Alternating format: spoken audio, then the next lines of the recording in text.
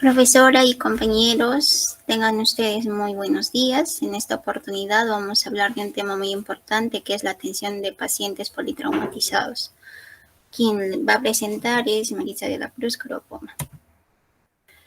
Hoy en día tenemos muchos pacientes con este trauma o pacientes politraumatizados y creo que muchos de los que estamos rotando por lo que es por la compañía de bomberos ya hemos tratado alguno de estos casos. Entonces, para iniciar, ¿qué es un paciente politraumatizado o cómo lo definen? Lo definen, nos dice que es todo enfermo con más de una lesión traumática, lesiones múltiples producidas por un mismo accidente de una de ellas, puede ser vital importancia, ¿no?, para la vida. Y también nos mencionan que es la primera causa de muerte. ¿Cuáles son lo que le acontece en este ámbito de lo que es de un paciente politraumatizado? Nos dicen que lo están clasificando en tres maneras. Uno es el primer pico que se produce en los primeros minutos tras la agresión. El segundo que nos menciona que es el segundo pico, que esto abarca en los primeros minutos y las primeras horas. Es por ello que ahí lo llaman la hora de oro. Es donde inmediatamente el personal que va a hacer el rescate lo que hace la evaluación inicial, ¿no? Y una vez realizada esa evaluación inicial, el traslado inmediato y oportuno de este paciente para quizás evitar algunos riesgos y algunos daños que se pueda provocar para después. Y el tercer pico que ahí nos menciona va a presentar algunos síntomas, ya puede ser después de días o semanas. Usualmente en esto es lo que nosotros podemos evidenciar o lo que manifiestan según la literatura. Podemos ver, por ejemplo, un trauma, una sepsis o una falla multiorgánica, ¿no? Que esto no se va a evidenciar inmediatamente. Ese ya va a ser para después. Una vez nosotros haber realizado toda esta valoración, nosotros debemos de identificar o de saber diferenciar qué son las urgencias y emergencias médicas. Según la OMS, nos dice que una emergencia es aquel caso en que la falta de asistencia conduciría a la muerte en minutos, ¿no? En el que la aplicación de los primeros auxilios por cualquier persona es muy importante. En este caso, ¿no?, los rescatistas que tienen que actuar inmediatamente. Lo otro que nos dice que es urgencia, según la OMS, nos menciona que es una evolución lenta y no necesariamente mortal, ¿no? Se debe entender dentro de las 6 horas. Dentro de ellos también nosotros lo que podemos aquí mencionar es el transporte asistido. Nos menciona que el transporte asistido es aquel que desde el momento donde se inicia o nos comunican que hay un accidente, nosotros vamos a ir a abordar, ¿no? Según algunos protocolos de atención también que nosotros debemos de tener en cuenta. Y pues obviamente que vamos a garantizar su asistencia desde el momento de que nosotros llegamos al lugar de la emergencia hasta el traslado a un establecimiento de salud. Los servicios prehospitalarios con transporte asistido en nuestro país se brindan a través del SAMU, el Servicio de Atención Móvil de Urgencias o el Cuerpo de Bomberos, que muchos de nosotros estamos rotando. El STAE, también tenemos a lo que es a los servicios privados, a las ambulancias municipales, el CISOL o el Servicio Metropolitano de Solidaridad, ¿no? Todos estos van a actuar para el traslado oportuno de este paciente politraumatizado. Una vez que nosotros hayamos conocido o nos hayan informado de un accidente, cual sea haya sido el caso, ya sea accidente de tránsito, de moto, alguna caída o cualquier otro evento, ¿no?, que ponga la vida del paciente en riesgo. Nosotros como personal de salud, porque obviamente esta atención a pacientes politraumatizados lo realizamos en una atención fuera del hospital, ¿no? Es un prehospitalario. Obviamente es la primera atención en donde se debe de realizar a estos pacientes. Es por eso que poder derivar inmediatamente a este paciente es de vital importancia y poder evitar algunos riesgos o complicaciones para la vida de este paciente. Entonces ahí lo que nos menciona es como primero hacer la valoración de la zona y señalización. Obviamente aquí, por ejemplo, nosotros cuando vamos a hacer un rescate a una emergencia, lo primero que nosotros debemos de valorar es la escena, ¿no? Del lugar donde se ha producido este hecho o este trauma o esta lesión de aquel paciente. Obviamente no determinamos nosotros porque siempre vamos acompañados, en este caso si vamos por el cuerpo de bomberos, es ellos los que nos determinan a nosotros en qué momento poder bajar para hacer la atención inmediata de este paciente. Porque si nosotros nos encontramos en una zona peligrosa que corre riesgo para nuestra vida, obviamente no vamos a tener que bajar, ¿no? Entonces, en este caso, lo que hacen es la valoración de la zona y una señalización adecuada. Muchas veces cuando ya hemos ido a hacer la atención de este tipo de pacientes, ya hemos encontrado la presencia, ¿no? De lo que es de policía, que ya están señalizadas y nosotros solamente bajamos y hacemos pues la atención de este paciente politraumatizado. Como segunda valoración es en sí ya lo que es la valoración del paciente politraumatizado. Obviamente antes de todo esto de entrar a la valoración exacta lo que es del paciente politraumatizado, nosotros vamos a tener que estar con nuestro EPP completo, ¿no? Porque uno no sabe con qué tipo de paciente es lo que se va a tocar o qué tipo de lesiones, ¿no? Porque podemos tener en contacto con algunos fluidos corporales, en este caso puede ser algunas secreciones o sangre, ¿no? Si el accidente puede ser múltiple o no, que esté con hemorragia o sangrado masivo de este paciente. Entonces lo que hacemos es la valoración de este paciente politraumatizado. Una vez que nosotros descendemos de la ambulancia, hacemos una valoración. En esto nos dice la valoración inicial como el plan de actuación de resucitación del paciente politraumatizado debe llevarse a cabo, ¿no? En un modo ordenado y sistemático, con el objetivo pues de nosotros poder brindar una atención y una valoración inicial. En este caso pues nos va a ayudar a identificar y tratar de forma inmediata las lesiones que puedan ser una amenaza para la vida del paciente. Y obviamente que también esto debe de ser rápido, usar o hacer una evaluación no más de 2 minutos. No es tan importante que no se interrumpa, no salvo a que nosotros encontremos al paciente en un paro cardiorrespiratorio. Y lo que nosotros ahí lo que vamos a evaluar según la actualización del PHTLS o el ACLS, de la actualización del 2018 nos menciona que anteriormente se hacía la evaluación de este paciente politraumatizado desde la A, B, C, D y E, pero últimamente han ido considerando, según esta actualización, han considerado primero abordar lo que es la X, ¿no? Y la X pues no es más que otro el control de la hemorragia, porque anteriormente también nos decía que o tradicionalmente algunos lo hacían la valoración primaria siguiendo el ABCDE, ¿no? Pero como les digo que esto ha ido modificando según la última actualización del 2018, porque antes se trataba pues una intervención consecutiva hasta que la fase A no estuviera cubierta, ¿no? Entonces en este caso la fase A era pues apertura de vía aérea, ¿no? Y si esta no respondía adecuadamente, ellos no pasaban a lo que era la fase B. Entonces recaía mucha responsabilidad en la persona que estaba tratando, ¿no?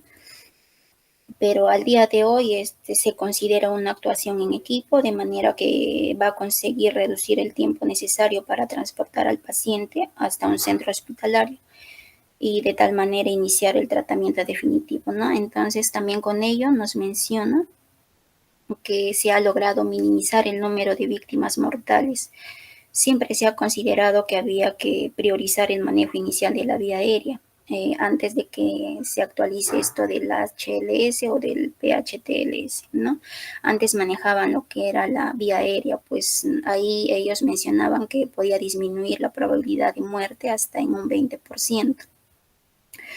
Pero algunos años que habían ido estudiando algunos expertos empezaron a sospechar que la principal causa de muerte y que era prevenible en un paciente con traumatismo era la exsanguinación o es la hemorragia o control de hemorragia, ¿no? Y es por tanto que debía de hacerlo primero que a hacer el control de hemorragia. Entonces nos menciona que en la última publicación que se había hecho del PHTLS, donde se especifica el nuevo orden correcto de la valoración primaria que se debe de hacer de la X, A, B, C y D. Ahora les vamos a explicarles aquí en qué consiste cada uno de ellos. La hemorragia, ¿no? Que es de la X, es la exsanguinación o control de hemorragias. Pues esto se debe comprobar si existen hemorragias masivas que pongan en peligro la vida del paciente. En caso de que así fuera, llevaremos a cabo primero el tratamiento correspondiente, ya sea por una compresión, torniquete o empaquetamiento, ¿no? Además de iniciar quizás si es necesario la maniobra de RCP en este paciente. Pasaremos a la segunda, que es la vía aérea o permeable de control de la columna cervical. Aquí lo que vamos a hacer es, pues, realizaremos un estricto control de la columna cervical, utilizando para ello dispositivos específicos, ¿no? O haciendo algunos métodos manuales. Por otro lado, también debemos de asegurar la permeabilidad de la vía aérea, sobre todo en el caso de que el paciente esté inconsciente. A través de la maniobra, lo que más utilizamos es la frente-mentón o la tracción mandibular también, ¿no? Y de esta manera podremos conseguir una vía aérea permeable de forma temporal. A la vez también utilizaremos una cánula orofaringea si es necesario y además comprobar que no existan secreciones, ¿no? O vómitos o sangre en la cavidad orofaringea antes de su inserción obviamente de esta cánula, ¿no? Y si lo hubiera, pues debemos de aspirar. Lo otro que debemos de tener en consideración también es la inmovilización, debe de ser de toda la columna, ¿no? No limitándose a la columna cervical. Para ello se debe de utilizar lo que es una tabla rígida. Una vez actuado o haber determinado lo que es la vía aérea, pasamos a lo que es a la B, que es el aporte de oxígeno. Puede ser mediante una mascarilla no circulación, no circulable, lo que me dice, o la respiración o ventilación y oxigenación que ahí nos menciona. En la B, pues lo único que va a resultar es evaluar si el paciente ventila y si la frecuencia y amplitud de cada ventilación también es muy importante verificar. En esta fase podemos, por ejemplo, diagnosticar 4 lesiones potencialmente vitales que requieren un tratamiento inmediato. En estas, por ejemplo, las más comunes que están un neumotórax, atención, neumotórax abierto, puede estar el tórax inestable o un hemotórax masivo. Por ello es necesario realizar la inspección, palpación, auscultación y percusión de este paciente. Y lo otro que vamos a pasar es a la circulación o lo que es la perfusión y otras hemorragias, ¿no? En esta parte o en esta C lo que debemos de valorar es nos tenemos que asegurar de que la hemorragia externa severa esté controlada y localizaremos alguna fuente adicional de sangrado. En esto también debemos de palpar el pulso, ¿no? Si hay latido cardíaco como referencia aproximada, ¿no? Tener en cuenta que si existe pulso carotidio o una presión arterial sistólica menor a 60, si existe un pulso femoral, que usualmente este pulso femoral nos dicen que debe ir mayor a 70 miligramos de mercurio cuando tomamos la presión. Y si existe pulso radial, pues la tensión arterial también estará superior a 80 milímetros de mercurio. Nos menciona también aquí ya que la pérdida del mismo podría indicarnos una hipovolemia severa, entonces es muy importante hacer la valoración. Nos dice también que puede ser fundamental comprobar si el paciente está en shock, ¿no? Todo paciente pálido, frío, sudoroso, taquicárdico, taquipneico, si no se demuestra lo contrario, este paciente está en shock por todos los síntomas que ya les he mencionado, ¿no? Y aquí hay que saber diferenciar también, ¿no? Incluso ahí algunos mencionaban, ¿y cuál es la diferencia entre la X y la C? La diferencia más común en esto es que la X y la C es que la X se refiere a hemorragias externas, visibles, que nosotros vamos a poder evidenciar. En este caso pueden ser hemorragias externas, por ejemplo, grandes hemorragias, ¿no? Y la C se refiere a hemorragias internas, donde se deben de investigar pérdidas de volumen sanguíneo no visible. Por ejemplo, en este caso vamos a analizar los primeros puntos de hemorragias internas en el trauma. Puede estar en el abdomen, pelvis o miembros inferiores.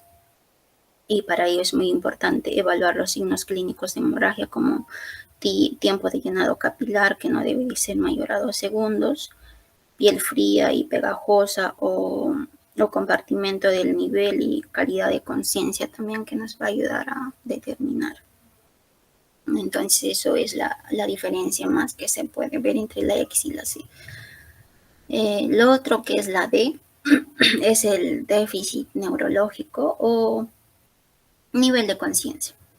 Valoraremos la función cerebral del paciente, esto pues a través de la evaluación del nivel de conciencia mediante la escala de Coma de Glasgow y el tamaño de reactividad y forma de las pupilas, ¿no? Que nos van a ayudar a determinar si este paciente tiene un traumatismo cráneoencefálico, ¿no? El TEC. Y de acuerdo a la puntuación ya podemos ir clasificando si es leve, moderado o severo. Y lo otro que es la E, es la exposición y control de la hipotermia. O también algunos lo consideran es exponer, ¿no? Ahí es donde hacer una evaluación más general del paciente. Por ejemplo, aquí nos menciona, habrá que retirar toda la ropa del paciente para asegurarnos de que no exista lesiones, ¿no? Que hayan pasado desapercibidas, obviamente, porque quizás no le hemos hecho una valoración, ¿no? Por eso es fundamental evitar también, en este caso, la hipotermia, valorar el sangrado y manchas en la piel, ya que resulta potencialmente mortal, ¿no? En el paciente traumatizado. Para ello se debe de utilizar, nos mencionan algunos líquidos calientes, endovenosos o las famosas mantas térmicas. Y lo otro también que podemos evaluar ahí, por ejemplo, al costado les pongo el triángulo de abordaje. Esta la he encontrado en una actualización del PHTLS, usualmente lo que lo manejan creo que la compañía de bomberos, para que ellos al menos sepan actuar, ¿no? Y ahí nos dicen, por ejemplo, que trabajan de esta manera según este triángulo de abordaje. Y ahí nos menciona, por ejemplo, el primer respondedor, ¿no? Que siempre debe estar en la cabeza haciendo el control cervical. El segundo respondedor obviamente va a identificar el patrón de ventilación y verifica la circulación también. El tercer respondedor controla las hemorragias y la inmovilización. Allí también les puse un diagrama del flujo de atención de prehospitalaria, cómo se debe de hacer. Obviamente que ahí ya está involucrado todo lo que es la evaluación en sí del paciente, ¿no? Y también lo otro que debemos de considerar, por ejemplo, es el sample. Una vez que nosotros hagamos toda la evaluación de la X, A, B, C, D y E del paciente, también es muy importante verificar lo que es otros signos o síntomas o algunos antecedentes patológicos del paciente que ha sufrido este trauma. Por eso ahí también lo mencionan como siglas, por ejemplo, el sample, ¿no? Es una historia médica que obtienes preguntando al paciente o familiares o transeúntes, ¿no? Y, por ejemplo, ahí lo definen, por ejemplo, la S de signos y síntomas. Signos son cualquier condición médica o traumática que puedes tú observar en el paciente y algunas alergias, por ejemplo, determinar qué alergias tiene el paciente, ¿no? Pueden ser algunas medicamentosas que obviamente nos van a ayudar mucho cuando nosotros llevamos al paciente y para el tratamiento adecuado que ellos van a tener. El otro, los medicamentos, determinar si el paciente toma algún medicamento o drogas, ¿no? Porque tal vez nosotros vamos al domicilio y al paciente lo encontramos por una intoxicación, puede ser, ¿no? O se han tomado algunos medicamentos que hayan deprimido el sistema nervioso central y el paciente lo vas a encontrar con un Glasgow de menos de 10 y entonces, o 12, ¿no? Dependiendo a cómo tú lo encuentres, entonces puede estar relacionado al tipo de medicamento que ellos hayan consumido. Y las patologías, obviamente, también que nos ayudan, ¿no? Que dentro de ellos están los antecedentes de enfermedades crónicas. Lonche, ahí nos dice el último alimento, ¿no? Averiguar cuánto y qué cantidad de alimento consumió, ¿no? Porque podemos ver ahí también, por ejemplo, si vamos evaluando en la A, podemos ver ahí tal vez que se ha obstruido algo, ¿no? A lo que es al paso de la respiración pulmonar. Y lo otro que también debemos de considerar el evento, cómo ocurrió el evento, ¿no? Mientras nosotros vamos haciendo la evaluación, siempre si el paciente está consciente, preguntamos, ¿no? A él lo podemos preguntar, o si el familiar está de costado, pues mientras nosotros vamos haciendo el transporte en la ambulancia, vamos preguntando estas cosas que son muy importantes para nosotros, ¿no? Y hacer un reporte, pues, al momento de trasladar al paciente a la institución a la que se le ha derivado. Lo otro que nosotros debemos de tener en consideración son las hemorragias. Cuando nosotros encontramos o llegamos a una zona donde se ha producido el accidente, vamos a poder ver o identificar si el paciente, después de nosotros haber hecho la evaluación, podemos identificar ahí lo que son las hemorragias. Y también ahí lo clasifican los tipos de hemorragias, ¿no? Es muy importante que nosotros sepamos diferenciar.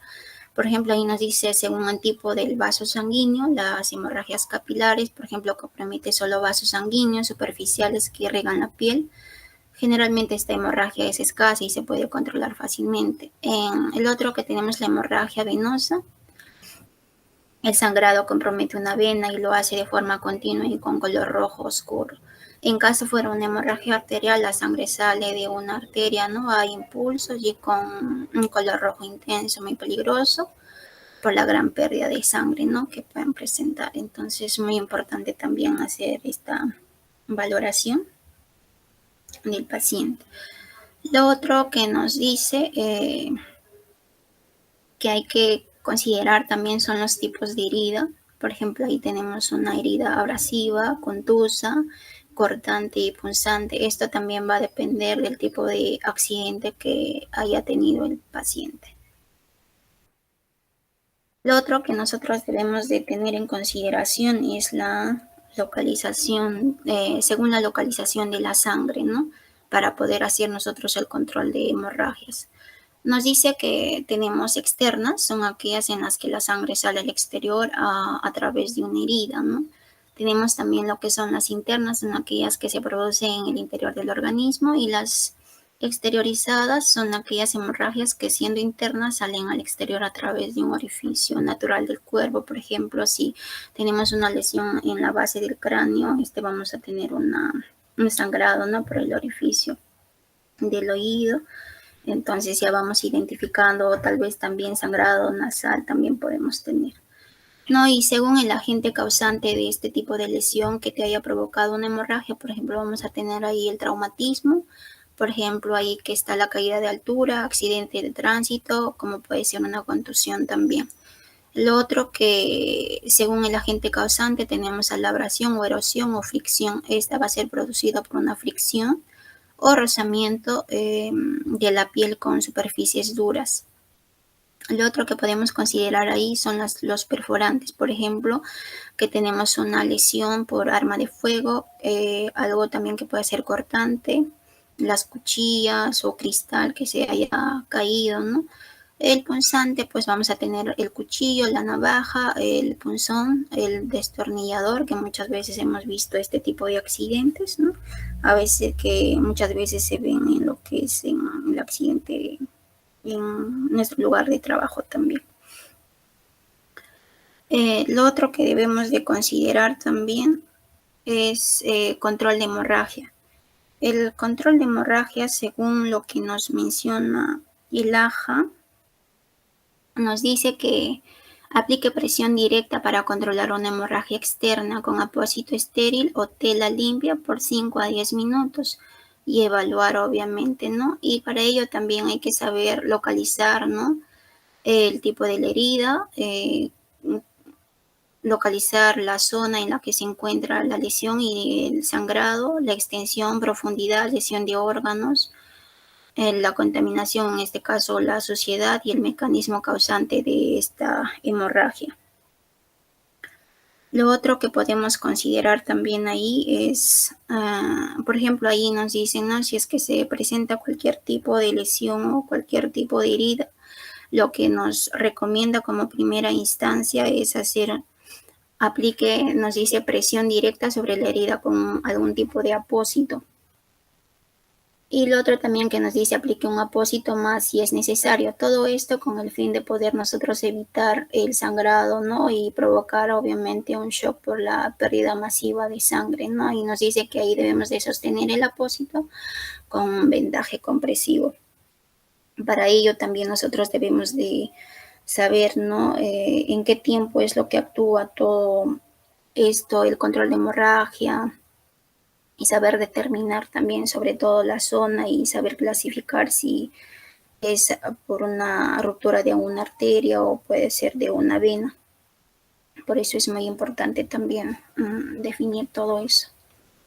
Lo otro que podemos mencionar aquí también es, por ejemplo, el torniquete. Nos dice que, según la OMS, nos dice que el torniquete debemos de usar ya como la última etapa, ¿no? Como primer inicio, porque ha habido estudios en la que cuando ponemos el torniquete vamos a generar una lesión a nivel de la zona y podemos provocar, nos menciona también una hipoxia. Por eso es que como primera opción lo que estaban indicando es que hagamos una compresión como con los apósitos, como lo he mencionado anteriormente. Entonces ya nos dice como última opción colocar lo que es el torniquete. Ahí nos dice se debe utilizar como último recurso debido a las graves consecuencias que trae su utilización, ¿no? Como una necrosis. Casos donde la hemorragia es tan grave que los métodos anteriores han fallado, como una amputación, donde deberá ser el primer paso para el control efectivo de la hemorragia. Claro, ¿no? Por ejemplo, si nosotros ya llegamos y al paciente lo encontramos con una amputación o con una fractura expuesta, obviamente que ahí no va a actuar los apósitos, ¿no? O la compresión. Entonces lo que nosotros debemos de hacer ahí sí es, ¿no? De acuerdo a criterio también de lo que vamos a ir evaluando, es aplicar lo que es el torniquete. Aplicamos el torniquete, como ahí nos lo menciona, ajustar el torniquete lo más posible, evitando que quede libre, ¿no? Y enrósquelo hasta que la hemorragia se detenga. Asegure que la palanca para que no se desenrosque. Y también esto depende, ¿no? Por ejemplo, algunas ambulancias de lo que es del cuerpo de bomberos usan de distinta manera su torniquete o tienen de distinto material. Y siempre debemos de anotar lo que es la hora en la que se está colocándose el torniquete. Lo otro también que nos menciona ahí es el empaquetado. Por ejemplo, el empaquetado de las heridas, que nos menciona también es comprimir la herida mediante la introducción de material textil en su interior. Los apósitos hemostáticos o apósitos de combate, por ejemplo, si nosotros tuviéramos una lesión, por ejemplo, por arma de fuego, que haya tenido solamente un ingreso más no una salida, nosotros sí podemos ahí hacer lo que es comprimir la herida, ¿no? Mediante introduciendo un material, en este caso pueden ser los apósitos, sobre todo los apósitos, ¿no? Y ahí nos menciona que debemos de ir ingresando. Ahora dice la ropa sobre el paciente, limpie, ¿no? La herida y no hay que retirar, nos dicen los coágulos, ¿no? Porque estos ya están formados y están haciendo su tapón plaquetario. Entonces, al momento de nosotros retirar, estaríamos generando más sangrado. Y solo nos menciona que empaquemos, rellenemos la herida de gasa. Obviamente, estas van a estar limpias y aplicamos directamente en la herida, ¿no? Haciendo como introduciendo, pues, ¿no? Para nosotros evitar mayor sangrado. Él nos dice también, ¿no? Empuje hacia adentro, fuerte como pueda y hay que tenerlo presionado, pues, ¿no? Hasta llegar referir al paciente, ¿no? O a que llegue. Obviamente también aquí nosotros lo que debemos de verificar, y todo esto lo hacemos con el propósito de poder prevenir lo que es el shock hipovolémico, ¿no? Sabemos que el shock hipovolémico es la pérdida de sangre, ¿no?, provocada por una hemorragia y puede derivar pues de un shock hipovolémico, y si no se corrige podemos empeorar y produciría una parada cardiorrespiratoria y obviamente la muerte. Entonces todo esto es lo que debemos de nosotros valorar. El otro, también sabemos que con todo esto lo que nosotros vamos a actuar, tenemos que ir valorando las fases de la hemostasia. Eso ya lo conocemos por la teoría, pero no está de más mencionarlos, ¿no? Por ejemplo, la respuesta hemostática pues va a incluir, son dos fases que tenemos: la fase primaria, que es la hemostasia. Se inicia a los pocos segundos de producirse una lesión y está dada por la interacción entre las plaquetas y la pared vascular, ¿no? Y las vénulas. En primer lugar se va a producir una vasoconstricción y luego las plaquetas se van a adherir al vaso lesionado y según agrupan para formar el tapón plaquetario. Ahí se sella pues no esta lesión de la pared y cede temporalmente nomás esta hemorragia. Y tenemos lo otro, que es la coagulación y hemostasia secundaria, es la interacción ya esto de las proteínas plasmáticas o factores de coagulación entre sí, que se van a ir activando a una serie de reacción y obviamente formando lo que es la cascada de coagulación, ¿no? Y como final vamos a tener ahí la formación de la fibrina. Entonces es muy importante lo que nosotros tenemos que hacer aquí, el control de hemorragias.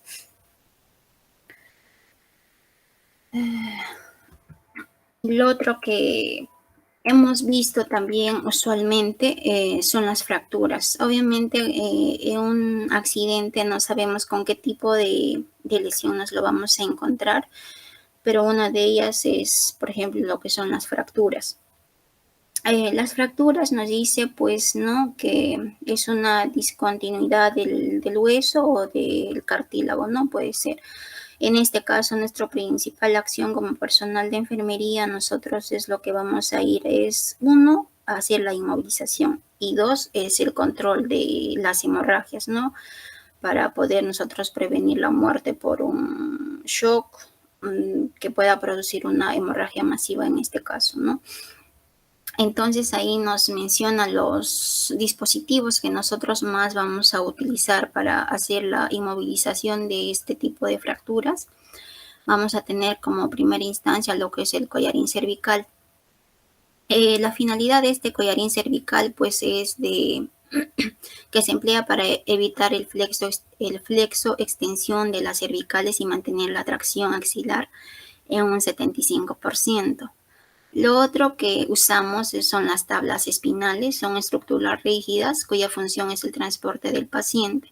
Por ejemplo, ahí tenemos dentro de las tablas, tenemos la tabla espinal larga, pues que nos facilita de su uso y es un almacenamiento, ¿no? Presenta orificios laterales que funcionan como agarraderas y para colocación de inmovilizaciones o inmovilizadores laterales.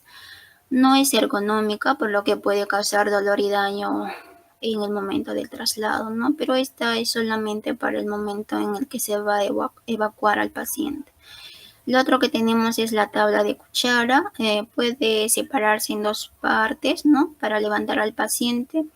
Uso en lugares de difícil acceso, obviamente. Por ejemplo, si a tu paciente lo encuentres en cúbito lateral derecho, izquierdo o una posición en la que a ti no te va a poder ayudar a movilizar y colocar lo que es el collarín cervical, utilizamos esto porque esta tabla cuchara se abre, ¿no? Y entonces podemos medirle de acuerdo a la ubicación del paciente y hacer el movimiento en bloque, pues para poder colocar en esta tabla cuchara y hacer su traslado. Lo otro que tenemos es el colchón de vacío. Es utilizado en aquellos pacientes con sospecha de lesión vertebral o un politraumatizado o pacientes que requieren una posición determinada. Es ergonómico, pues esta nos mantiene las curvaturas anatómicas del cuerpo humano. Siempre debemos de considerar, revisar, ¿no?, que no exista pérdida de la presión. Dentro aquí de lo que el collarín cervical, los más utilizados tenemos el collarín blando, llamado también collarín Filadelfia, usado generalmente en ambientes hospitalarios para la inmovilización de la columna vertebral, perdón, la columna cervical, y este es un poco más cómoda, más anatómico para el paciente, no le genera mucha molestia, no le va a generar ninguna lesión. Lo que tenemos el otro es el collarín semirrígido, collarín con refuerzo de plástico, generado mayor rigidez que el collarín blando, y su uso es variado, no es dependiendo. Y tenemos al collarín rígido, este tipo de collarín usado frecuentemente en el ambiente prehospitalario. Puede usarse como máximo hasta 6 horas de su utilización, pues si no podría producir algún daño en las estructuras sólidas donde se soportan, en este caso en el cuello. Y sí, pues hay que tener consideraciones sobre la utilización de eso. Pero como nosotros actuamos en un primer instante para el traslado, como que no creo que en el momento de traslado podamos provocar más lesión. Y lo otro que debemos de considerar también, por ejemplo, cómo se debe colocar este collarín cervical, ¿no? Ahí nos dice que debemos de hacer una medición, como aquí en la imagen lo ven, a 3 dedos más o menos del cuello, que tiene que ir con la mandíbula más o menos, que en esa dirección podemos hacer la medición exacta del paciente, pero esta también hay que ir verificando porque hay algunas que son regulables y algunas que no son regulables. Entonces, también valorando todo eso. Lo otro que vamos a utilizar para la inmovilización son las férulas de inmovilización de extremidades, que por ejemplo tenemos la férula de vacío. Este es adecuado para cualquier parte del cuerpo, posee protección térmica, permeable para rayos X, fácil de utilizar, control de presión de aire durante el trayecto en el transporte, ¿no?, al centro hospitalario. Lo otro que tenemos es la férula neumática, utilizadas para inmovilización de articulaciones maniobrables, buena funcionalidad. Tener también en consideración que toda ferulización siempre debe considerar la articulación posterior de la región afectada del paciente. Y lo otro que tenemos, la férula de tracción, se utiliza para la inmovilización de los miembros inferiores, pues se reduce el riesgo de hemorragia, alinea la extremidad para impedir el desplazamiento óseo. Y lo otro que tenemos, otros dispositivos de inmovilización, tenemos por ejemplo los dispositivos utilizados para la extricación de personas en situaciones de trauma dentro de un vehículo, y algunas se utilizan para evitar los movimientos laterales del cuello. Por ejemplo, el que tenemos es el dispositivo férula de Kendrick, utilizado en pacientes estable conscientes, que estabiliza la columna vertebral para la extricación del paciente en el vehículo, ¿no? Cuando haya tenido un accidente de tránsito, haya quedado atrapado, pues se usa esto para una inmovilización cervical y sobre todo de toda la columna vertebral.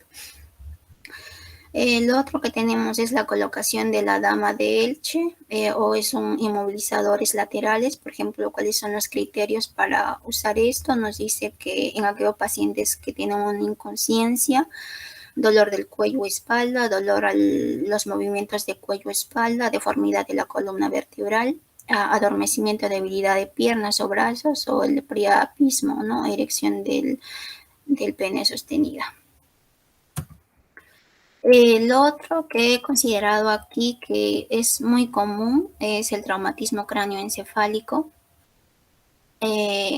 Sabemos que es una lesión física o deterioro funcional del contenido craneal secundario a un intercambio brusco de energía mecánica, ¿no?, que va acompañado de, obviamente en muchos casos, que va acompañado con la pérdida de la conciencia.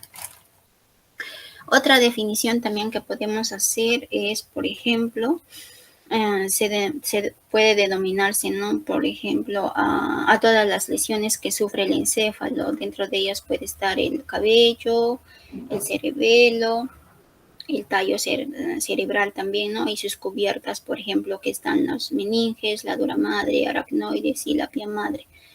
El cráneo y los tejidos blandos, obviamente, ¿no? Siempre van a ir lesionados, ya sea por algún agente vulnerable. Por otro lado, también podemos mencionar un TEC, a todo impacto violento que lesiona la región craneal y facial.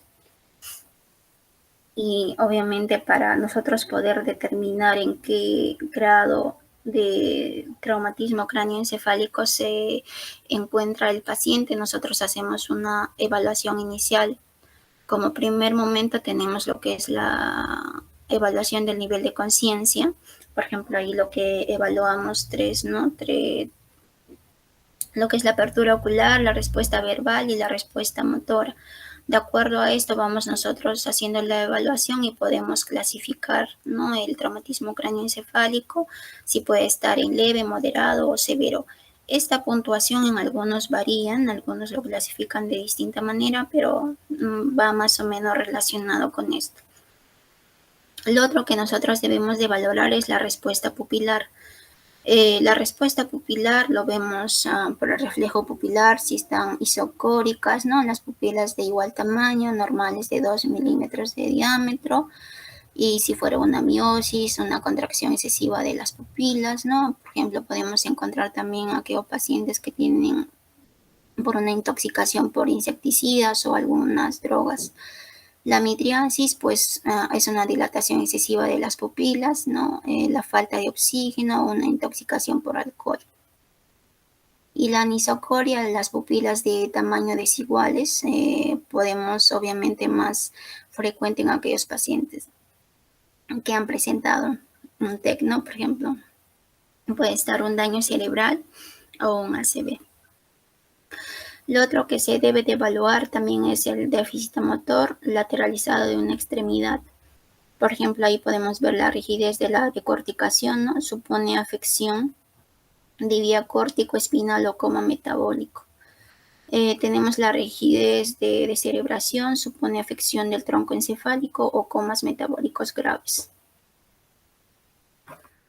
Lo otro que nosotros debemos de valorar también aquí es la fisiopatología de lo que va a producir este traumatismo cráneoencefálico. Dentro de la fisiopatología vamos a poder nosotros describir dos acontecimientos muy importantes en los que lo clasifican: lesión primaria y lesión secundaria. La lesión primaria es una lesión nerviosa y vasculares producidas inmediatamente por la agresión biomecánica, ¿no? En este punto es en el momento en el que se ha producido este incidente o este trauma. Las más comunes en las que nosotros vamos a poder encontrar son las fracturas craneales, las contusiones, laceraciones, hematomas y lo que es el otro, hematomas intracerebrales. Y la más común que vamos a poder nosotros aquí encontrar es una lesión axonal difusa. ¿Por qué vamos a encontrar esto? Porque al momento que nosotros el paciente haya tenido este tipo de fractura o una caída, lo que vamos a ver ahí a nivel de nuestro cerebro es una excitación neuronal seguida de una inhibición, produciéndose la pérdida de la conciencia. Es por eso que a veces en un primer momento, cuando alguien se golpea la cabeza, ya sea bruscamente, es lo que por momentos podemos llegar a perder lo que es la conciencia, ¿no? Porque esta pues obviamente va a estar afectado por la sustancia blanca, ya que es la encargada de lo que va almacenando lo que es todo esto del nivel de conciencia y lo que hace todos los movimientos en sí, ¿no? Y obviamente vamos a tener la liberación masiva de algunos iones al medio extracelular. En una lesión axonal difusa también nos menciona que se pierde la comunicación entre neuronas, obviamente por el impacto brusco que ha tenido, ¿no? Por el desplazamiento del encéfalo dentro del cráneo. Es un movimiento brusco que hace, ¿no? Como podemos ver ahí en la imagen. Es por eso que por momentos se puede perder lo que es el nivel de conciencia. En esta primera lesión, casi nosotros no podemos actuar porque es en el momento en el que se ha efectuado este traumatismo del paciente. La lesión secundaria es las más comunes en las que les puedo mencionar es una hipotensión arterial, hipercapnia, hipoxemia, hipertermia, edema cerebral, la más común. Esta sí es donde nosotros como personal de salud podemos actuar, porque esta sí podemos mejorarlas, esta sí podemos controlarlas y poder evitar Dentro de ellas vamos a tener lo que es el aumento, por ejemplo, en el edema cerebral, vamos a tener el aumento del parénquima cerebral a expensas del agua localizadas a nivel intersticial o intracelular. Ambos producen un aumento de la presión intracraneal por desequilibrio del continente y contenido. Y vamos a tener ahí, pues, ¿no?, dos mecanismos que son, por ejemplo, el edema vasogénico y el edema citotóxico. Por ejemplo, ahí también lo que nos iban mencionando, si es que en esta lesión secundaria, después de haberse producido una lesión primaria, ha sido una aceleración y desaceleración brusca de lo que es de nuestro encéfalo, ¿no?, con la pared o con el cráneo, es donde quizás nosotros vamos a producir esto. Como ha habido interrupción de lo que son de nuestras neuronas axonales, de lo que estaban trabajando normalmente, han recibido este golpe tan brusco en la que ha provocado una aceleración y desaceleración, es donde han interrumpido estas conexiones, pues, de nuestras neuronas. Es por eso que podemos ver ahí nosotros alterados algunas de ellas. Por ejemplo, ahí nos menciona la cascada bioquímica. Por ejemplo, ahí vamos a ver que se va a secretar grandes cantidades de glutamato, aspartatos, que estas pues van a ser, estos neurotransmisores van a hacer que sean citotóxicos porque se están liberando en mayor cantidad, y estas van a ser las causales también de algunos síntomas y patologías que puedan provocar para después en el paciente que haya sufrido este traumatismo. Lo otro que también podemos ahí verificar, por ejemplo, es la cascada del ácido araquidónico. Esto pues va a provenir, por ejemplo, de de los fosfolípidos, ¿no? Cuando ha habido este choque, ¿qué es lo que hemos generado? Una abrupta respuesta de nuestras neuronas. Cuando estaban funcionando normalmente han tenido alterados, y como el desplazamiento a veces del encéfalo ha sido bruscamente, entonces a veces con tal de compensar nuestro cerebro, por ejemplo, el flujo sanguíneo, ¿qué es lo que va a hacer? Con tal de poder compensar, van a tener que liberar mayor, por ejemplo, lo que son respuestas, ¿no? Para que pueda mantener un equilibrio a nivel cerebral y poder llegar a todas las células, pues, ¿no? Y no tener mucha afección. Entonces, con el hecho de ellos quizá restablecer esto, es donde van a liberar todo estos para poder restablecer, pero con el mismo hecho de poder hacer todo esto, a veces algunos de ellos van a ser citotóxicos ya para el cerebro. Es por eso que quizás en muchos de ellos se puede generar lo que es la presión intracraniana o el edema cerebral, ¿no? Porque estas van a alterar e impiden una acción por ejemplo, el normal funcionamiento a nivel de nuestro cerebro es por el AMP cíclico, creo que no, que se une al glutamato, al aspartato para también hacer un buen funcionamiento. Pero en este caso todo se va a ver alterado. ¿Y qué es lo que van a hacer? Todo esto va a ir lesionando y alterar la acción del AMP cíclico. Entonces se va a ver ahí, por ejemplo, elevado, y van a tener ahí algunos cierres de canales de calcio. Es por eso que también a veces vamos a tener mayor liberación de algunos iones al extracelular y se va a generar un edema. No, incluso ahí tenemos también otro citotóxico, por ejemplo, en el edema citotóxico que podemos ver ahí es la liberación del factor de necrosis tumoral. No, en un instante, ¿cómo va a actuar? Este va a actuar como un factor inflamatorio, pero luego como un factor antiinflamatorio. Entonces, todo esto, si una vez que nuestras neuronas no han sido bruscamente alterados, ¿quién le va a sustituir? Ahí tenemos, pues por fisiología sabemos que ahí el que los sustituye es la neuroglia, ¿no? Y esta neuroglia pues no va a cumplir quizás toda la función adecuada de lo que era de la neurona, pero con tal de también de restablecer todo esto, quizás va a producir algunos otros cambios a nivel de nuestro cerebro, y los más comunes es pues lo que ahí vamos a verificar, lo que es el edema cerebral. Y, y dentro de ello, para nosotros poder clasificar el TEC, vamos a revisar tres, según algunos estudios en los que he podido revisar, nos dice que podemos clasificar al TEC por lo que puede ser de tipo clínico. Por ejemplo, en el tipo clínico vemos la El TEC sin fractura craneal es el tipo de TEC más frecuente, siendo generalmente de carácter banal, nos dice, sobre todo si no se acompaña de pérdida de conciencia o esta puede ser transitoria ni alteraciones neurológicas en la exploración inicial del paciente, ¿no? Lo otro que podemos ver es con fractura craneal asociada, fracturas lineales que crucen, por ejemplo, algunos surcos vasculares, arteriolales o lineales de unión óseas deben hacer sospechar la posibilidad de hemorragia epidural. Este nos dice que representa el 80% de las fracturas craneales. Lo otro que podemos verificar ahí es la fractura con hundimiento. Existe una depresión de un fragmento óseo del grosor del cráneo. No, estas son las más quizás que hemos visto por algún tipo de golpes que hayamos visto, algunos choques, ¿no? Algún impacto también que hayamos tenido. Y lo otro, la clasificación del TEC por el tipo de lesión nos dice que puede ser uno por la bóveda craneal.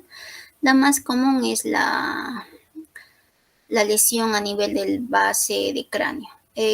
Los signos y síntomas que nosotros podemos evidenciar en eso nos dice que puede haber cuando hay una lesión a nivel del base del cráneo, pues la base anterior va acompañado de equimosis, ¿no? Que es un signo de mapache también podemos tener, por ejemplo, como una epistaxis, sangrado nasal y salida de líquido cefalorraquídeo por las fosas nasales. Muchas veces de estas dice que van a ser dañadas a los nervios olfatorios, oftálmicas y la rama trigémina. Otra fosa que también podemos ver, por ejemplo, si es que hay una lesión a nivel del base de cráneo, algunas lesiones que podemos nosotros observar es a nivel de la fosa medial. Se observa, por ejemplo, la otorragia, el signo de Batle. Este signo de Batle se refiere a la equimosis retroauricular sobre la mastoides, que puede iniciar en horas o días, que obviamente este va a indicar pues una fractura de la base media del cráneo. Lo otro que podemos nosotros ahí clasificar según el tipo patológico. Según el tipo patológico que nos dice es la conmoción o contusión cerebral, que tiene esto una afección caracterizada clínicamente por una breve pérdida de la conciencia, con un corto periodo de amnesia seguida de una recuperación rápida y total sin ningún signo neurológico focal. Lo otro que tenemos ahí es la contusión cerebral. El contacto entre la superficie cerebral, el interior del cráneo da lugar a contusiones, ¿no? En polos frontales y temporales con daño en la sustancia blanca y el mesencéfalo. Clínicamente nosotros podemos valorar, por ejemplo, la alteración del nivel de conciencia. Y la otra clasificación en lo que es patológico, podemos encontrar lo que es la lesión cerebral difusa. Es una lesión caracterizada por la presencia de un coma prolongado de días o semanas, ¿no? Suelen presentar posturas de descerebración o de corticación. Entonces también evaluar todo eso, lo que se pueda ver en el paciente. Lo otro que nosotros vamos a tener algunas complicaciones, lo que es de un TEC, por ejemplo, ahí las más comunes es el hematoma epidural. El hematoma epidural es una colección de sangre entre el cráneo y la dura madre, cuya causa más frecuente es la lesión traumática de la arteria meningia media. Tiene una evolución clínica en un periodo de 1 a 24 horas, periodo lúcido. El paciente entra en un estado de coma, pudiendo haber dilatación pupilar del lado lesionado o también puede haber una hemiparesia contralateral. Es por eso que la evaluación exhausta de este paciente dentro de las 24 horas, ¿no? El otro, con los signos y síntomas que puede presentar este paciente es la cefalea, agitación, vómitos, vértigo, confusión, ausencia de las respuestas y en ocasiones crisis convulsivas. Pues este hematoma epidural sí tiene que ir urgente a una cirugía. El otro que tenemos ahí es el hematoma subdural. El hematoma subdural, pues debido a la rotura de las venas concomitantes, por ejemplo, que están entre la corteza cerebral y la dura madre. Su incidencia es mayor en pacientes etílicos, ancianos y en aquellos con tratamientos anticoagulantes. Su evolución clínica es similar a de la hematoma epidural. Dentro de las primeras 24 horas, este se clasifica como agudos, subagudos entre las 24 horas y 2 semanas, y crónicos cuando aparecen más tardíamente, ¿no? Incluso ahí nos dicen algunos síntomas que el paciente pueda manifestar, son cambios de carácter o de personalidad o algunas cefaleas intensas que puede presentar este paciente. Lo otro que nos dice también este paciente, si después de todo el tiempo transcurrido presente alguno de estos síntomas, pues requiere cirugía también urgente. Dentro de la hematoma subaracnoidea vamos a tener lo que es la hemorragia subaracnoidea traumática, que va a ir acompañado a menudo de un hematoma subdural concomitante o de una contusión cerebral. Clínicamente se puede expresar mediante cefalea intensa, inquietud, febrícula, rigidez de la nuca y otros signos meningios. El diagnóstico pues se realiza mediante un TAC y si es normal mediante la demostración de un líquido cefalorraquídeo, ¿no? En caso sea hemorrágico, no requiere tratamiento quirúrgico urgente.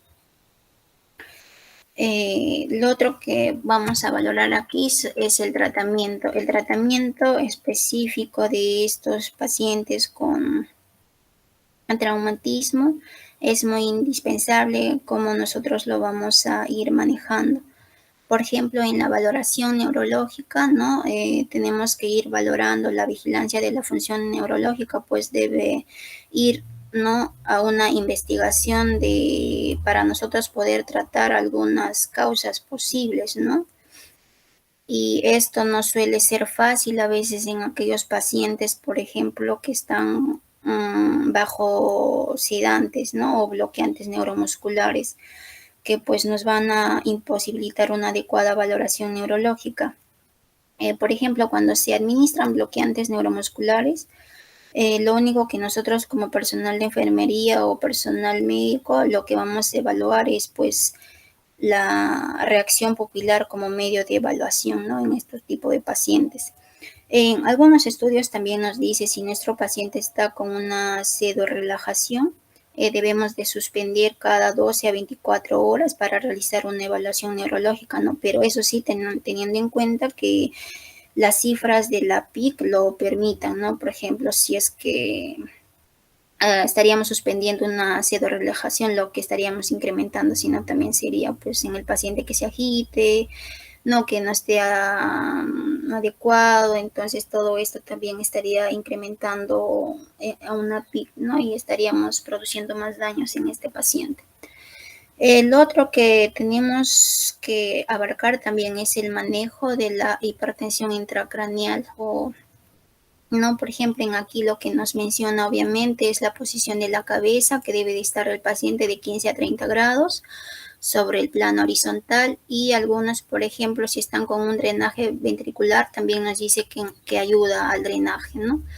Lo otro que hay que verificar es la triada de Cushing, por ejemplo, aquellos pacientes que puedan presentar lo que es la bradipnia, una hipertensión o una bradicardia. La sedación eficaz, como ya les había mencionado, que es muy importante porque cuando tu paciente no está sedado, lo que hacemos es mayor consumo de energía, un metabolismo celular por el mismo hecho de que está tu paciente agitado, no está bien acoplado, no está bien sedado, entonces lo que estaríamos provocando otras alteraciones es como la PIC que se eleve a nivel cerebral o un edema cerebral también. Lo otro que ahí nos menciona es que debemos de tener una normotermia, que tu paciente esté pues con una temperatura no mayor a 37.5. Algunas literaturas te dicen que deben de estar entre 36 y 35 grados centígrados, porque el mismo hecho de que si tu paciente presenta una temperatura alta estaríamos provocando un aumento de flujo sanguíneo cerebral. Por ende, también estaríamos incrementando la PIC y obviamente estaríamos incrementando o estaríamos provocando un edema cerebral. Y según algunas literaturas también nos mencionan si es que a nivel axilar la temperatura es de 37, a nivel cerebral es más 2 grados. Entonces, por eso es que también algunos pacientes presentan lo que es la convulsión. Y es muy estrictamente valorar esto de la temperatura en el paciente, que obviamente lo vamos a hacer por una protección neurológica, ¿no? Lo otro que ahí nos valora, que debemos de valorar, es una presión de oxígeno, que algunas literaturas nos mencionan que deben de estar de mayor a 80 y algunas nos dicen que deben de estar mayor a 75 para que haya una buena perfusión cerebral, obviamente, ¿no? El flujo sanguíneo adecuado a nivel del cerebro sea adecuada y poder prevenir algunos daños. En algunos que nos menciona también es la normocapnia, que debe de estar entre 35 a 45 milímetros de mercurio, ya que también ahí debemos de considerar, por ejemplo, si tu paciente está con un CO2 de menor a 35, lo que estaríamos provocando en nuestro paciente también, que sería, por ejemplo, si es que está menos de eso, estaríamos provocando una disminución, sería pues no una disminución del flujo sanguíneo, lo que estaríamos haciendo también a que el paciente pues incremente de todas maneras también lo que es la PIC, y entonces no estaríamos ayudando adecuadamente a este paciente. Lo otro que nos menciona, si es que tuviéramos una elevada también de una elevación de lo que es del CO2. Por ejemplo, si tenemos mayor a 45 o mayor a 40, que algunas literaturas nos mencionan, estaríamos aumentando lo que es el flujo sanguíneo cerebral, y también obviamente consecuentemente a ello estaríamos elevando lo que es la PIC. Lo otro que nos considera y nos dice algunas literaturas, dicen que es muy bueno mantener al paciente en una hiperventilación, según algunos estudios que habían ido viendo por el mismo hecho que les menciona de una normocapnia. Por ejemplo, si tenemos del CO2 menores a 35 que estaríamos produciendo en el paciente, pues que haya disminución de flujo sanguíneo y obviamente disminuye el PIC, pero si estaría elevado, aumenta tu flujo sanguíneo, o sea, es todo lo contrario. Y entonces aquí nos menciona que una hiperventilación es la adecuada a mantener en 26 milímetros de mercurio para que esté estable, pues no, el paciente no tenga un flujo sanguíneo disminuido ni alterado, ni una pica elevado ni alterado, sino que considera estos parámetros para que el paciente pueda mantener adecuadamente el flujo sanguíneo cerebral. El otro que aquí nos considera es de la PAM, la presión arterial media, que debe de estar mayor a 90 milímetros de mercurio, ¿no? Que está considerado dentro de 80 a 100 milímetros de mercurio, lo ideal mayor a 90 milímetros de mercurio. ¿Para qué? Porque si nosotros tenemos una PAM regulable dentro de estos valores, obviamente el flujo sanguíneo cerebral va a ir adecuadamente, ¿no? Entonces vamos a de esta manera evitar algunos daños como una hipoxia, anoxia, daño tisular a nivel de los cerebros, a nivel cerebral. Entonces es muy importante mantener una PAM mayor a 90 milímetros de mercurio. Y obviamente si es que tu paciente no mantiene estos parámetros adecuados, entonces hay que iniciar, por ejemplo, en este caso, una droga asertiva, que es, por ejemplo, la noradrenalina, ¿no? Que es vasopresor. Estaríamos iniciando para mantener una PAMA ideal, ¿no? Y obviamente ya pues con los criterios que les he dicho, que para mantener un flujo sanguíneo cerebral adecuado. Y la hemoglobina, que es muy importante también en este paciente, que debe de estar mayor a 10 gramos por decilitro, porque obviamente sabemos que si la hemoglobina está disminuida no va a haber una buena irrigación. Sabemos que el oxígeno transporta, ¿no?, lo que es a nuestros hematíes y todo, que se conjugan por todo ello. Si es que tuviéramos un paciente con anemia, pues no estaríamos cumpliendo todos nuestros criterios, ¿no?, para tener una buena perfusión cerebral, y obviamente no estaríamos haciendo una neuroprotección. Lo otro que debemos de considerar es la osmolaridad plasmática, que nos dice que debe estar mayor a 290 miliesmoles. Una glicemia que debe de estar no mayor a 200 gramos por decilitro.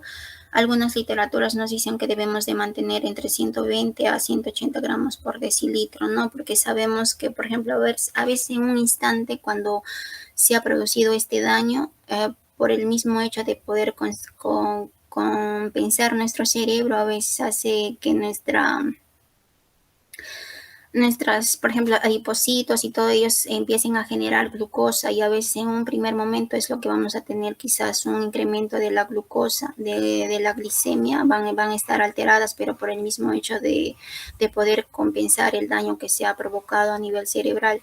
Es por ello la valoración estricta de la glicemia de este paciente. Usualmente lo debemos de hacer cada 4 o 6 horas. Y si en el caso tu paciente presenta una glicemia elevada, pues no, lo que usualmente utilizamos lo que es nuestra escala, pues no, de la insulina rápida. Y lo otro que debemos de tener en consideración es pues el PIC, ¿no? Que nos dice que está dentro de 7 a 15, algunas literaturas nos dice que debe estar de 12 a 15, y en niños nos dice que debe estar de 5 a 15 milímetros de mercurio.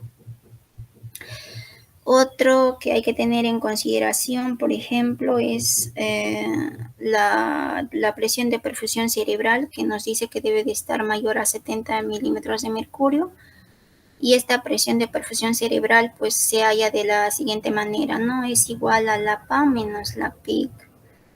Y usualmente nos dice que esta presión de perfusión cerebral debe estar mayor a 70, ya que de esta manera estaríamos abasteciendo lo que es pues un buen flujo sanguíneo a nivel cerebral y estar evitando algunas complicaciones en este paciente.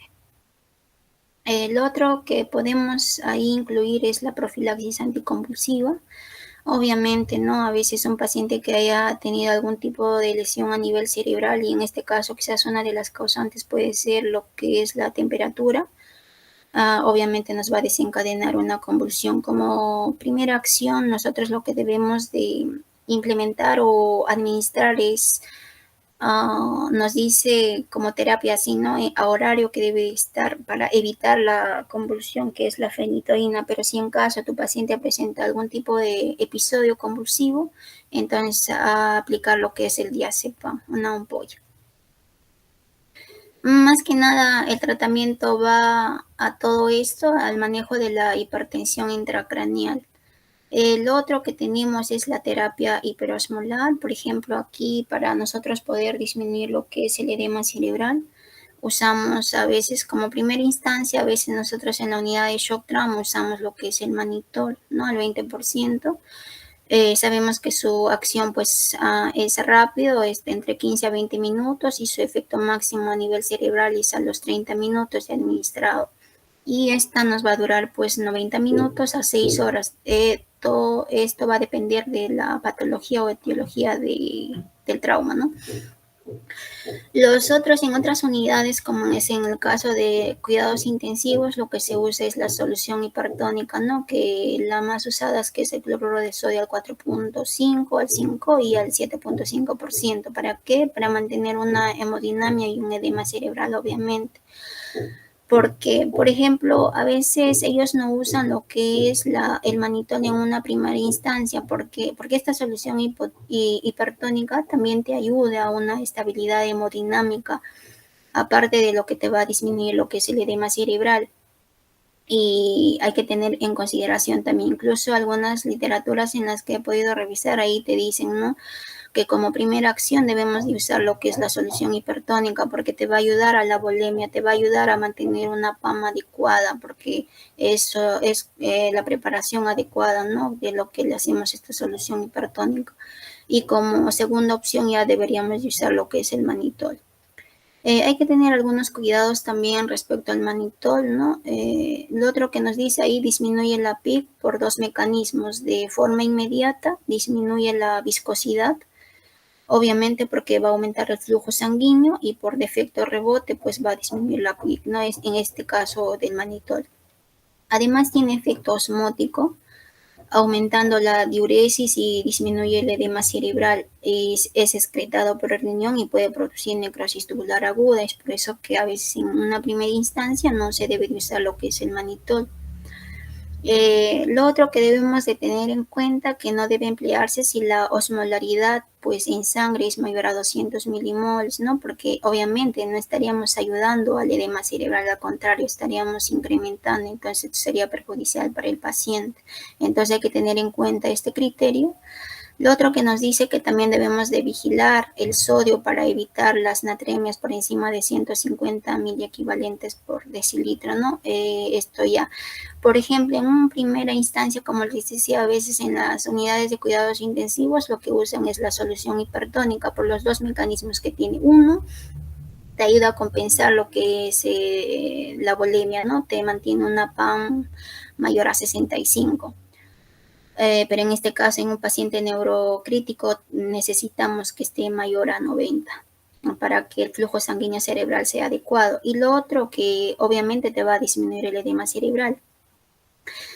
Pero si tú ves que la cantidad de sodio va incrementándose ya mayor a 150 miliequivalentes por decilitro, entonces ya estaríamos suspendiendo esta solución hipertónica y ya estaríamos usando algún vasoactivo, en este caso noradrenalina, para mantener una presión adecuada del paciente, una PAN ideal en el paciente. Y en este caso ya sí, pues no se estaría usando lo que es el manitol. Ya sabemos el manitol qué mecanismo cumple, pero ahí sí había una discusión, ¿no? En primera instancia siempre debemos de usar la solución hipertónica. Los otros cuidados también que debemos de tener ahí, por ejemplo, en cuanto a la nutrición del paciente, ¿no? No estaba muy estrictamente en algunas literaturas que he podido ver, pero sí, pues no sería necesario porque también hay que ver cuáles serían los beneficios que te genera en tu paciente, ¿no? Por ejemplo, el mismo hecho de que tu paciente quizás esté con dosis altas de una nutrición integral. Sabemos que para todo el metabolismo va a haber consumo de oxígeno o la utilización de oxígeno, entonces también estaríamos haciendo que quizás de tal manera las glicemias o algunas otras cosas se vean alteradas en el paciente. Entonces la dieta debe ser bien estricta en estos pacientes, valorando de acuerdo al tipo de lesión y gravedad y patología que este paciente presente. En cuanto a la pseudoanalgesia, algunas literaturas nos dicen que no debemos de usar bloqueadores neurológicos, ¿no? O bloqueantes neuromusculares en este caso. ¿Por qué? Porque nosotros queremos evaluar pues la respuesta de nuestro paciente, ¿no? Cómo va evolucionando. Es por eso que incluso en algunas literaturas te decían que debíamos de suspender para hacer una valoración neurológica, ¿no? Por ejemplo, de 12 a 24 horas que debemos de suspender la pseudoanalgesia, pero siempre valorando que la pica esté dentro del rango normal. Pero si la pica está alterada, obviamente no vas a tener que suspender, ¿no? Pero sí, en algunas literaturas te dice que no debes de no debes de utilizar ningún relajante muscular, porque no te estaría ayudando a una buena evaluación, ¿no? Y si tu paciente ya está con MIDA y FENTA y necesita, o no, tu paciente no está bien acoplado, en este caso quizá el ventilador o está despierto, entonces como segunda medida lo que usamos es el Propofol. Otras cosas que nosotros debemos de valorar aquí, incluso algunos también te decían de mantener una hipotermia de tu paciente, que obviamente nos decía como medida para control del PIC, ¿no? Por ejemplo, ¿no? Ahí hablaban de un estudio, que esos estudios dice que habían demostrado la eficacia de la hipotermia moderada en el paciente para el control de la PIC, y algunos autores también nos decían que consideraban, ¿no? Que disminuía la presión intracraneana. Pero hay que ir viendo también todo eso. Y obviamente lo otro, como ahí creo que sí les he mencionado también, ¿no? Mantener una buena volemia, ¿no? Una circulación adecuada en cuanto a poder prevenir lo que es la hipotensión. Y obviamente, como les dije también ahí, como primera elección lo que usan son las soluciones hipertónicas, ¿no? Que tienen esa doble acción. O si en caso ya vemos que las natremias están elevadas por 150, pues pasamos a un vasopresor. En este caso podemos usar lo que es la noradrenalina y ya usamos lo que es el manitol, ¿no? Lo otro también que podemos considerar, ya les dije la glicemia que debe de estar estable, la terapia hiporosmolar. Y lo otro que también había encontrado es que te hablaban de una hiperventilación, incluso ahí lo he considerado una hiperventilación de una PCO2 que debe de estar de 26 milímetros de mercurio. Nos decía que usaban como una medida desde más de 40 años, ¿no? En ese artículo que he leído, dice, ¿por qué lo usaban? Porque tenía un efecto vasoconstrictor cerebral, ¿no? Y obviamente por eso es que te disminuye el flujo sanguíneo cerebral, pero tenía algunos efectos adversos, por ejemplo, fundamentalmente lo que sería una isquemia. Se ha dejado de lado, pero algunas literaturas todavía lo consideran, es por eso que ahí les puse la hiperventilación, pero que debe de estar con una PCO2 más o menos en ese rango de 26 milímetros de mercurio. Por ejemplo, ¿qué pasaba cuando hacían una hiperventilación? Nos decía que había disminución de flujo sanguíneo, ¿no? Y te podía provocar una isquemia. Lo otro también que cuando hacían una hiperventilación había disminución de la presión intracraniana, o sea que había una relación de la PCO2 y el flujo sanguíneo cerebral, había una relación entre ambas. También había una disminución de lo que es la presión parcial de CO2, por ejemplo, podía provocar en el paciente una alcalosis respiratoria, y obviamente por tratar de compensar nuestro organismo puede incrementar una glucólisis, ¿no? Y cuando hay una glucólisis, obviamente va a haber el incremento de lo que es del ácido láctico, aumento de hidrogeniones, disminución de, en este caso, de lo que es el potasio, disminución de fósforo, que estos iones y cationes son muy importantes para el funcionamiento neuronal, ¿no? Y por eso es que a veces lo habían dejado de lado, ¿no? Y si es que te provocaría todo esto, pues estaríamos desplazando la curva de la hemoglobina, ¿no? Obviamente estaríamos teniendo una alteración. Disminución del PCO2, una alteración en la ventiloperfusión, alteración del surfactante, tendríamos una lesión de alto volumen a nivel pulmonar y pues obviamente también algunos nos dicen que de esta manera estaríamos teniendo un buen acoplamiento en el flujo metabólico. Pero muchos de ellos no están de acuerdo, ¿no? Pero sí, anteriormente se ha usado por su efecto vasoconstrictor, sobre todo en la hiperventilación, ¿no? Que es un efecto vasoconstrictor cerebral con disminución del flujo sanguíneo y por ende disminuía la PIC. Entonces nada más lo usaban por eso lo que era la hiperventilación.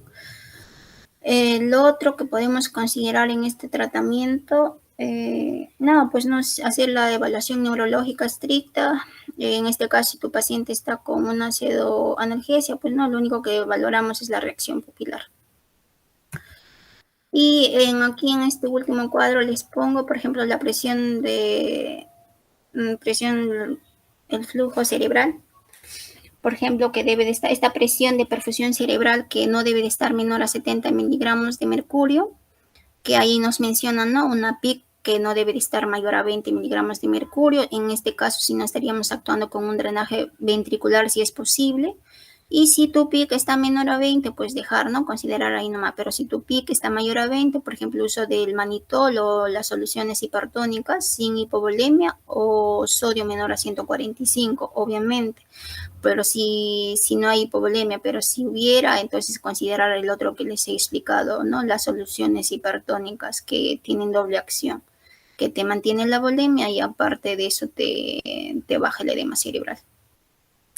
Lo otro que podemos ver también, considerar ahí es una PIC menor a 20 o una PIC mayor a 20 milímetros de mercurio, por ejemplo, ¿no?